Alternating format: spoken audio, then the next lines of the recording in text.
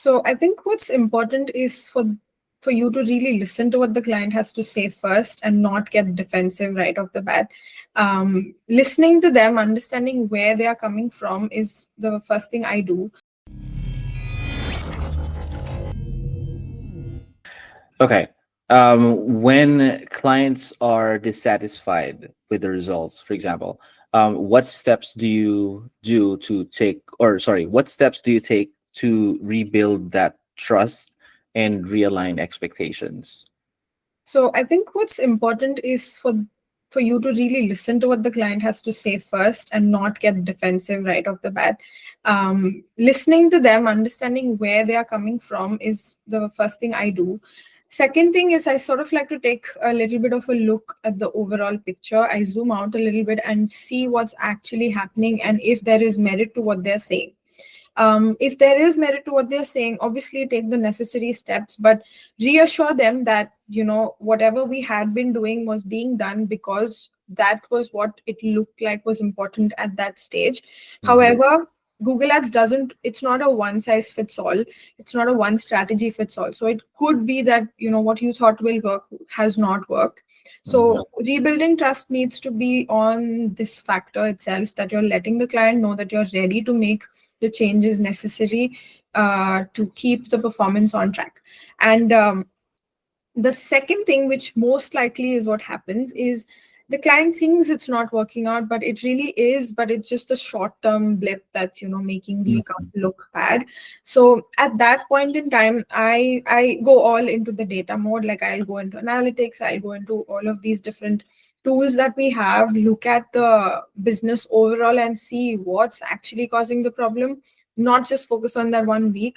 And then I'd like to look at the trends that we've been trending so and so for so and so time, and then it's just this last period that's been like that. So based on all of those things, I like to make changes.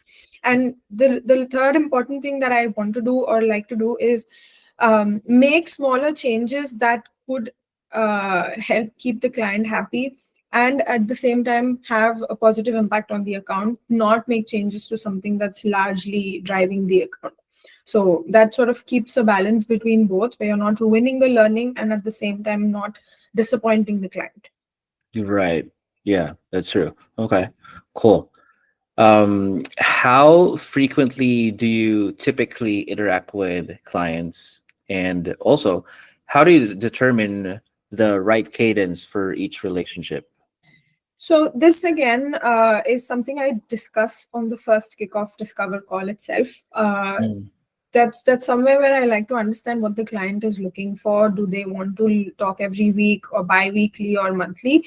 And then if they prefer email communications or calls or Loom videos. But the cadence and the how I determine if the cadence is right is based on how complex the account is. Initially, when the account is onboarded, I like to have weekly calls, no matter how small or big the account is. But as the days and weeks go, if there is like stability in the account, performance is on track, it is really important to just like sort of make sure work is happening. But there's not much to discuss every single week. Then I let the client know that if they're okay with changing the cadence to twice a month or something like that, and it usually works out like that. So yeah, it depends on how complex the account is. And lastly, if the account is really big, like it's huge and there's a lot of moving points every single day and week, then weekly meetings is the best thing to do. Mm. Yeah. Okay.